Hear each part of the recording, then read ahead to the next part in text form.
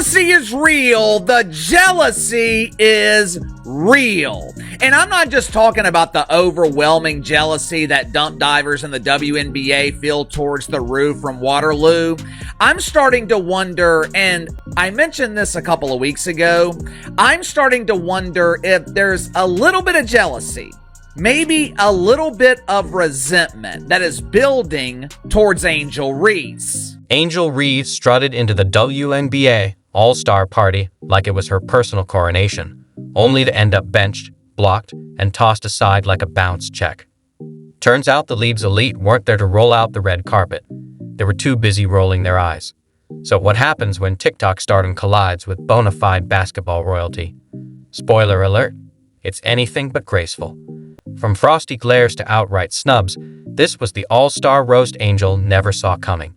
Buckle up, because this train wreck is deliciously chaotic. She finished 5th overall in fan voting, 10th among all voting once you factored in, but only 12th among the media and the players. So the players actually rated Caitlin Clark higher than Angel Reese, which I think is interesting, although certainly it's deserved. But I will say, Angel Reese, Ronnie and I have debated it on the program. Ronnie has been pretty clear that he thinks that she sucks at basketball. I have defended her as having dimensions of her game that are high level. I got to a point here a couple of weeks ago where I was starting to wonder if she actually sucked or not, but she has put together an impressive streak here over her last 4 games. Honestly, if I were a WNBA player, I'd be heated too. But not Caitlin Clark. She's built different. I'd be furious that Angel Reese is the one snagging magazine covers, sneaker deals, and a non-stop media spotlight. For what exactly? Mastering the bench vibe and elevating side-eye to an art form. If there were a stat for effort to hype ratio, Reese would be dropping 40 a night. Meanwhile, the real MVPs, the ones who have been grinding in the shadows for years, can't even land a Gatorade spot. That's not just envy. That's Olympic caliber salt. Well, this is very interesting, and certainly a plot twist from last season. And I'm talking about the mainstream media, the sports media, and their love affair with Angel Reese. Now, we know the media jumped through hoops, gymnastics, mental gymnastics. I mean, however you try to put it, they tried to raise up Angel Reese last year as being, of course, she's running neck and neck with Caitlin Clark for the Rookie of the Year. Let's be honest. Angel Reese is basically the WNBA's version of that friend who rolls into the group project late, drops one comment, and somehow gets credit for the entire PowerPoint. And the wild part? People are loving it. There's this strange new worship of mediocrity, where hustle stats and off-court drama seem to outweigh, actually sinking a jumper. Fundamentals? Who needs them? Just fire off a cryptic tweet and watch your name skyrocket into the spotlight. The words from jealous WNBA players do not match up with their actions. They say one thing, and then they go and do another. And I'm starting to wonder if that same jealousy, that same resentment, I'm starting to wonder if it's building towards Angel Reese. And here's where it gets downright awkward. The whole league is acting like Caitlin Clark barged in and aired out all their dirty laundry, like she's the reason no one's been tuning in for the past 2 decades. Newsflash, Clark didn't create the ratings drought. She just walked in, flipped on the lights, and suddenly all the cobwebs were impossible to ignore. Instead of grabbing a broom, the WNBA decided to blame the flashlight. Both impact the game. My teammates are saying Caitlin Clark moves the needle on basketball, right?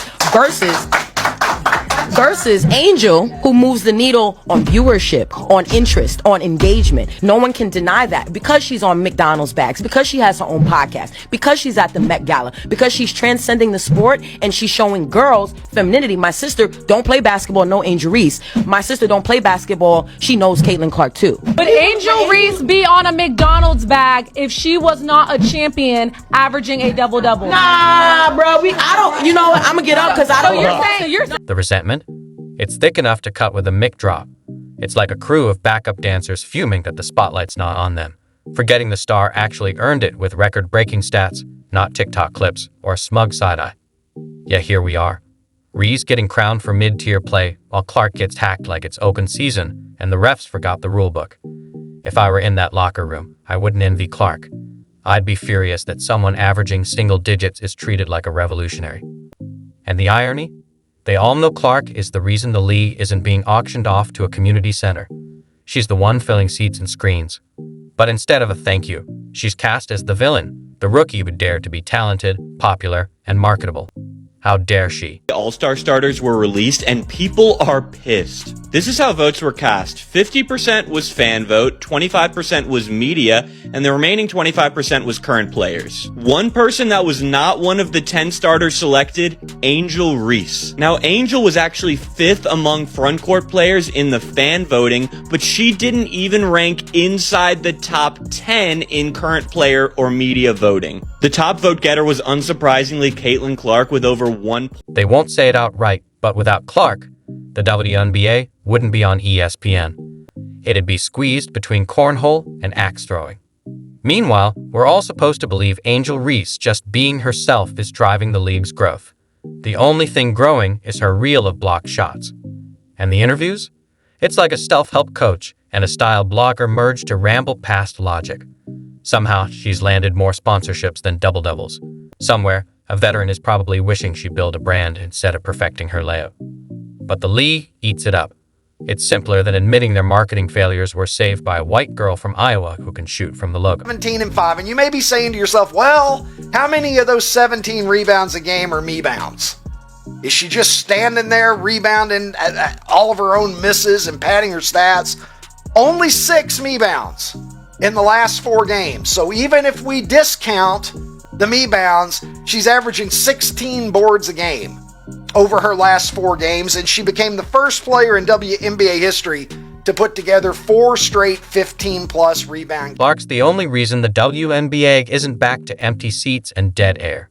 If she bolted for Europe tomorrow, they'd roll out the red carpet, hand her a tax-free deal, and she'd be dropping 40 while sipping espresso.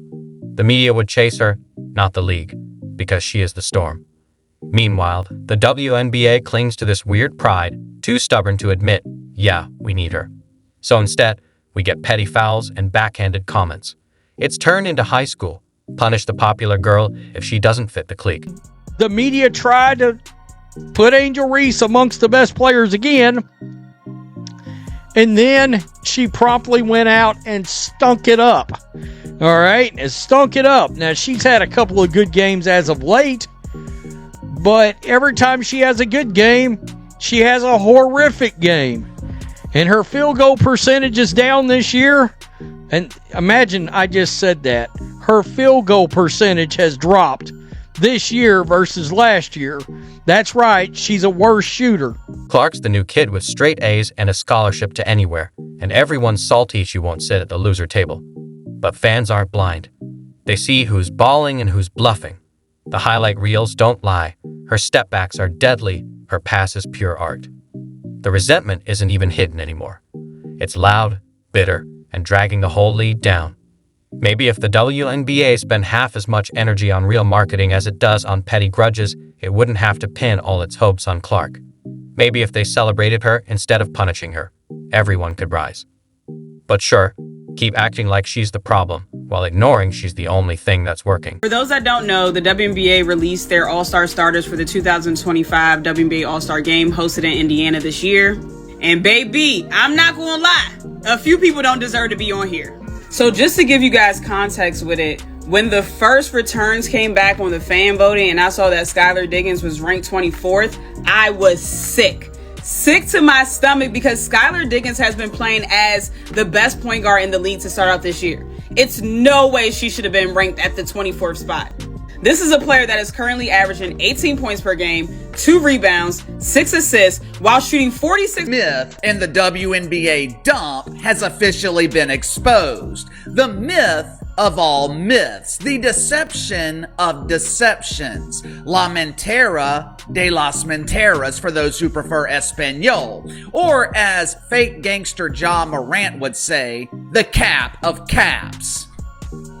For the better part of 2 years, maybe even 3 years, the mainstream media has been trying to convince us that Angel Reese is a huge star.